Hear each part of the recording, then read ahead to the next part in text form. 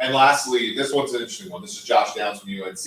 Like I said, on Grinding the Mocks, an average draft position of about 40. He's 5'9", 171, just a little guy, 4'4", in the 40. But 38.5 inch vert, which is pretty impressive, 10.11 broad jump. So a very explosive guy, 2.8 yards per route run in his final year at UNC, 32nd in college football. 9% drop rate's a little bit better than what Addison had, but not by much. 7.5 yards per catch after the catch, 33rd.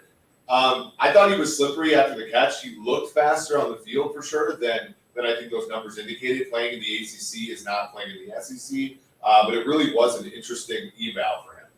Yeah, and I watched him. I think, again, another good player, another ideal second-round type of player who's a deuce, potentially comes in as a third. And, does he have the ability to raise up to be a two? I shouldn't say that because I'm not necessarily sure if he does. Again, good in a number of his skills. When I watched him, there were times when I thought, how does this guy have an extra burst? Does he have speed? Then he'd pull away, right? And I'd think, well, that's a good-looking football player who looks smooth when he's running. Yeah. But again, he's not one of those guys at size that I was blown away by and really taken aback by his ability to make people miss in the open field and stop-start, explosiveness. He didn't grab my attention that same way. The idea that he's a slot, he is truly only a slot. You're not putting him on the outside in the NFL. He's an interior guy, and he's a smart guy, and he's got good awareness, so I think that's obviously the benefit.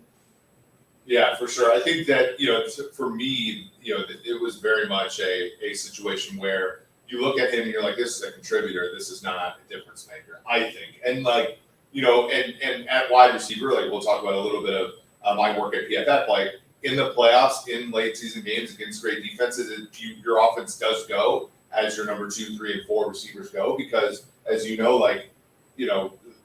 the great teams can take away your best option, so you need that second, third, fourth option. And your best offenses when you were a general manager or a director of college scouting were always ones that had those receivers. So this is a player who can make a difference to a team winning or not, but it's not necessarily a player who you're going to build an offense around, unfortunately.